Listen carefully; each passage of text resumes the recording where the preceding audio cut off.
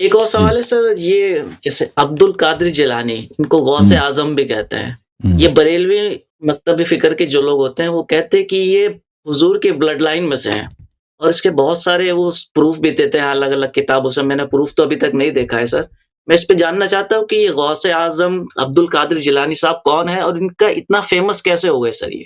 یہ صوفی ہیں، یہ ملعون ہیں یہ لوگ. دیکھیں یہ سید ہونا یا نہ ہونا اس کی کوئی اہمیت ہی نہیں ہے، ٹھیک ہے نا.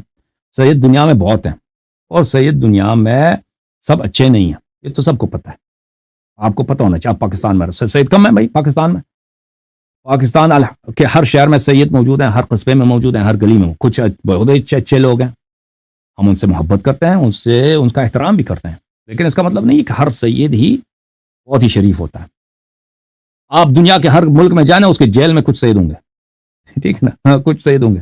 سعودی عرب میں چاہے ہوں گے، عراق میں جائیں گے ہوں گے، ایران میں جائیں. ایران میں کتنے سادات کو پھانسی ہوا ہے، کسی کو جی لواط سر. پر، کسی کو بدعت پر، کسی کو چوری پر. بہت سارے. کوئی ٹیررسٹ ہے بھائی، سید ہے ٹیررسٹ ہے آدمی، وہ خودکش دھماکے کراتا ہے، ٹھیک ہے نا. یہ تو بہت ہے. جی سر. سید عبد القادر جیلانی یہ سید ہے. سید کیوں سے کیا ہوا سید ہے؟ کوئی نبی صلی اللہ علیہ وسلم اگر وہ بھی سیادت بھی مشکوک ہے نا بھائی. کس کی سیادت صحیح ہے کس کی نہیں ہے وہ بھی تو اللہ جانتا ہے بھائی، ٹھیک ہے نا. یہ تو اس طرح نہیں ہے کہ اس کے نسل جو ہے دو پشتوں کے ساتھ جا کے ملتا ہے. اس لیے تو کئی نسلوں کے بعد اس کا ادعا ہے، اس کا جو شجرہ نامہ ہے 10-15 پشت کے بعد ہے نا، تو اس میں ہیرا پھیری بھی تو بہت ہوتا ہے نا. تو عرض یہ ہے، تو یہ کوئی معیار ہے ہی نہیں ہے کہ یہ بھائی اس کی شجرہ نسب دیکھ لو.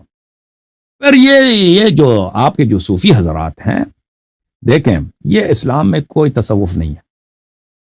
تصوف سے کیا مراد ہے؟ تصوف یہ ہے کہ بھئی آپ ایک پیر ہوگا، اس کے پاس کچھ ایسی باتیں جو دوسروں کو نہیں پتا، وہ صرف وہ آپ کو بتا دے گا. وہ آپ اس کی مریدی کریں ہو تو وہ اعمال آپ کو بتا دے گا کہ ریاضت یہ کریں، وہ کریں، فلان کریں، فلان. پھر آپ کو درجات مل جائیں گے. یہ پیغمبر صلی اللہ علیہ وسلم کے تعلیمات میں نہیں ہے، اہل بیت علیہ السلام کے تعلیمات میں یہ نہیں، بلکہ انہوں نے منع کیا اس سے. یہ سفر ہے. یہ کس کے تعلیمات میں ہے؟ یہ یہود و نصارہ کے ہاں. اسلام سے پہلے یہودیوں کے ہاں اور نصارہ کے ہاں راہب ہوتے تھے. وہ ان کا کام ہی یہی تھا.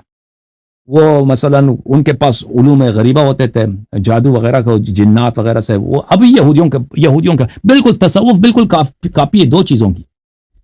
یہودیوں کے پاس ایک علم ہے، اس کو قبالہ بولتے ہیں. قبالہ وہ بہت پاپولر ہے دنیا میں.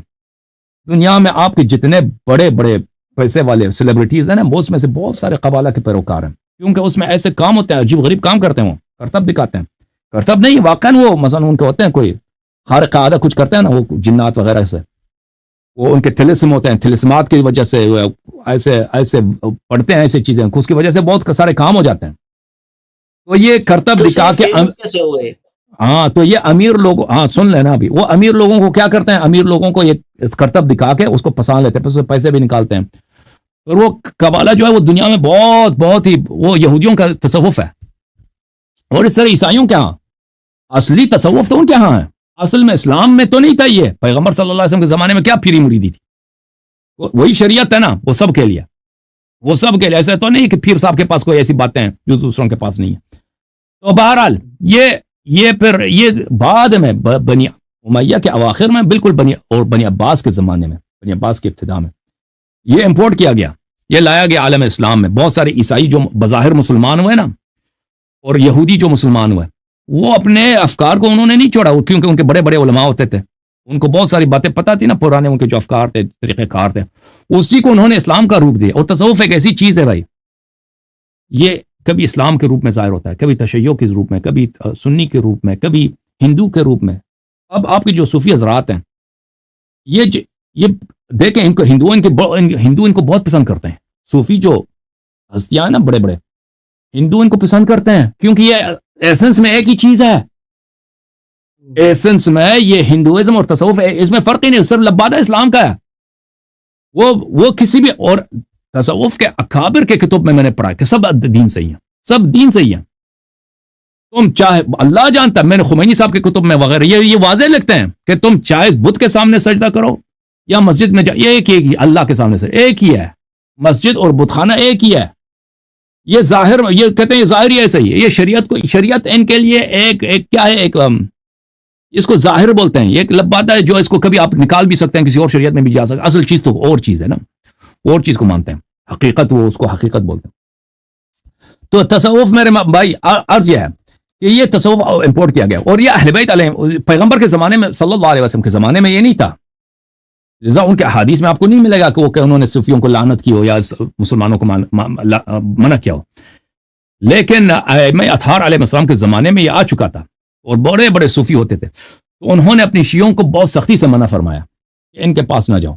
تو یہ عبد القادر جیلانی اور جیسے لوگ بہت زیادہ ہیں، اور ان سے کرامات منسوب کرتے ہیں وغیرہ وغیرہ، تو ان کا یہ جو چیز ہے نا، تو میں نہیں کہتا کسی کے پاس کرامت نہیں ہوتا، اگر کوئی انسان دیکھے، لیکن یہ تصوف سے اس کا کوئی ربط ہی نہیں۔ جو بھی شخص اللہ کا خوف کرے، حلال بجا لائے، حرام سے دور رہے، واجبات بجا لائے، مستحبات پہ عمل کرے، ہو سکتا ہے کہ اس سے کرامت، وہ اللہ کا قریب بن جاتا ہے۔ تصوف اس کا راستہ نہیں ہے، کوئی صوفی اس کا تصوف اور چیز ہے بھائی، اللہ جانتا ہے کہ ان کی یہ جو صوفی ہے نا، یہ آپ ان کے پاس 40، میں نے ان کتابیں بڑی پڑھی ہیں، ان کے دو طریقہ کار ہیں، ایک ان کے اندر کی باتیں وہ جو کسی کو نہیں بتاتے، جو بڑے بڑے صوفی پیر ہوتے ہیں نا، ان کے اندر کی باتیں وہ کسی کو نہیں بتاتے، اور ایک ظاہر ہوتا ہے جو اپنے مریدوں کے لیے ہوتا ہے۔ آپ ان کے 50 سال ان کی مریدی کریں، وہ آپ کو سچ بات نہیں بتائیں گے حقیقت کیا ہے، وہ آپ کو اسی طرح لٹکاتے رہیں گے، آپ سے کام اپنا نکالتے رہیں گے، آپ سے وہی جو ان کا نوکری کروانا ہوتا ہے نہیں بتائیں گے، لیکن وہ بعض جگہوں پہ وہ لکھتے ہیں کہ ان کی حقیقت کیا ہے۔ تو یہ ان کے بزرگوں کی کتب میں ان کے کفریات بہت زیادہ ہیں، ان کا بالکل شریعت وغیرہ پہ کوئی یقین ہی نہیں ہے، یہ مسلمانوں میں آ جاتے ہیں، مسلمان بن جاتے ہیں، ہندو میں جا کے وہ ہندو بن جاتے ہیں، کرسچن میں جا کے کرسچن بن جاتے ہیں۔ ان کی مجبوری ہے کہ جب مسلمانوں کے درمیان رہتے ہیں تو ان کو شریعت کا خیال رکھنا پڑتا ہے، لا الہ الا اللہ محمد رسول اللہ کہنا پڑتا ہے، قبلہ کو ماننا پڑتا ہے، لیکن وہ ان کا عقیدہ نہیں، یہ خود اپنی کتابوں میں ابو بکر ابن عربی وغیرہ وغیرہ وغیرہ یہ سب کہتے ہیں کہ وحدت الادیان، کہ سب دین ایک ہی دین ہے، یہ سب حقیقت میں ایک ہی بات ہے، اس میں کوئی فرق ہی نہیں ہے۔ بہرحال تو عرض ہے عبد القادر جیلانی وغیرہ یہ سب اہل بیت علیہ السلام نے ان لوگوں کو لعنت کیا، ان کے طریقہ کار سے اور ان کے اتباع سے۔ دیکھیں اگر کوئی سچ ہے، حقیقت ہے دنیا میں، قرآن و سنت سے خارج نہیں ہے۔ صوفیوں کے پاس کیا ہے جو ان کو قرآن سنت سے کیا صوفی ان کو وہ بھائی سنت کے بڑے عالم ہوتے ہیں، کوئی عالم نہیں ہوتے یہ صوفیوں نے کوئی لکھا ہے کوئی بھائی یہ آپ کا لال شہباز قلندر ہے، یہ شیعہ جا کے اس کے مزار پہ جا گئے او لال شہباز قلندر اوئے کیا اگر کوئی لال شہباز پہ اگر اعتراض کریں اس کو کتنے لعنت کرتے ہیں، اور بھائی لال شہباز کو کیا آتا ہے، اس نے کیا ہے، اس نے کوئی حدیث کی کتاب لکھی ہے، کوئی شریعت پہ کوئی عقائد کی کوئی دفاع کی ہے، اس کو کیا ہے، یہ صرف ایک صوفی تھا، اس کے اشعار واضح تو پہ دلالت کرتے ہیں کہ کٹر صوفی تھا یہ، اور یہ اسماعیلی تھا۔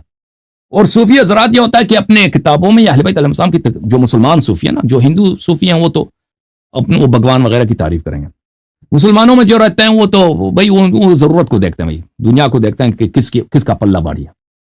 اگر ان کی منفعت اس میں ہو کہ ابو بکر عمر کی شان میں منقبت لکھیں وہ لکھ دیں گے بھائی اس کی شان میں بڑے بڑے لمبے، اور اگر ان کو یہ پڑ جائے کہ بھائی یہاں پہ شیعہ زیادہ ہیں تو وہ اہل بیت علیہ السلام کی منقبت میں کچھ اشعار لکھیں گے۔ تو یہ محبت کا اظہار جو ہوتا ہے یہ تشیع کی دلیل نہیں ہوتی، ہدایت کی دلیل۔ ہدایت کا معیار صرف کیا ہے؟ کتاب سنت حدیث ہے، کتاب سنت حدیث اس کی اتباع کریں۔ عبد القادر جیلانی کا اس میں کوئی رول ہی نہیں ہے بھائی، وہ بلا وجہ ایسے ہی ہے، ٹھیک ہے نا، صوفیوں کے پیروں میں سے ایک پیر ہے، ختم۔ ٹھیک ہے، تھینک یو سر۔ ایک ریکویسٹ تھی سر، جیسے ڈیبیٹ آپس میں چلتی ہے نا سر، کافی ڈیبیٹ دیکھتے ہیں ہم، تو بیچ میں اگر آڈینس کو ایک دو سوال جو اگینسٹ میں آتے ہیں آپ کے سوال کرنے کا ہمیں موقع مل جائے تو اس سے بڑی سہولیت ہو جائے گی۔ سر دقت کیا ہوتی ہے، جیسے آپ سمجھاتے ہیں ان کو کہ کچھ باتیں مان لو جیسے کسی حوالہ دینا ہے، وہ اپنی کتابوں سے حوالہ دیتے ہیں، یہ بات ہم سمجھ گئے کہ سامنے والے کو حوالہ دینے کے لیے جو سامنے بیٹھا ہے اس کی کتاب ہونی چاہیے، سامنے والے کو سمجھ نہیں آتا تو ہم اگر سوال کریں گے شاید اس کی سمجھ میں کچھ آ جائے۔ تو یہ ہے کہ ڈیبیٹ کے بیچ میں اگر ایک دو کوشچن کرنے کا موقع مل جائے ہمیں سامنے والے سے تو سر بڑا اچھا ہوگا۔ یہ دیکھیں بھائی یہ کام آپ جو تجویز دے رہے ہیں یہ بہت اچھی بات ہے، لیکن اس کے لیے ایک بہت بڑی ٹیم کی ضرورت ہے۔ دیکھیں پیچھے پروڈکشن لائن میں ایک ٹیم کی ضرورت ہے، کیونکہ جو لوگ کہیں گے ہم سوال کریں ہمیں تو پتہ نہیں ہوتا نا، سورٹ آؤٹ کریں، اکثر فضول ہوتے ہیں، یعنی اکثر کالرز جو کال کرنا چاہتے ہیں 90-95% یہ فضول لوگ ہوتے ہیں، یعنی ان سے وہ ٹائم ہی ضائع کریں گے، وہ اگر اس کو لائن پہ لا بھی دیں نا وہ ایسی بات کریں گے کہ بھائی وہ اس کا کوئی بنتا ہی نہیں۔ تو اس کے لیے ایسے پروڈکشن ٹیم کی ضرورت ہے کہ وہ اس کی چھان بین کر سکے کہ مثلا اگر जी सर। फौरी तौर पे 2 3 4 5 कॉलर ऐसे निकाल दे कि उनको सिलेक्ट करे, जी, ये भाई ये सवाल, इनका सवाल अच्छा है, ये सॉर्ट आउट करे, ये हो सकता है।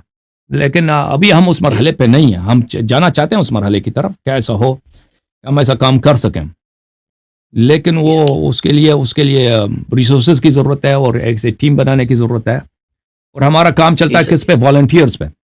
जो वॉलंटियर लोग हैं वो बेचारे तो थोड़ा हेल्प करते हैं, और कुछ हमारे पास जिन लोगों को हम तनख्वाह देते हैं उन वो टेक्निकल काम वगैरह करते हैं, उनको ये चीज़ें नहीं आती, ठीक है ना, वो पाकिस्तानियों के साथ गुफ्तगू करें और उनको सॉर्ट आउट करें। तो ये आप जब टीवी प्रोग्राम, ये कहाँ होता है, ये टीवी स्टेशन पे होता है ये बातें, ठीक है ना, टीवी स्टेशन में उनका हर चीज।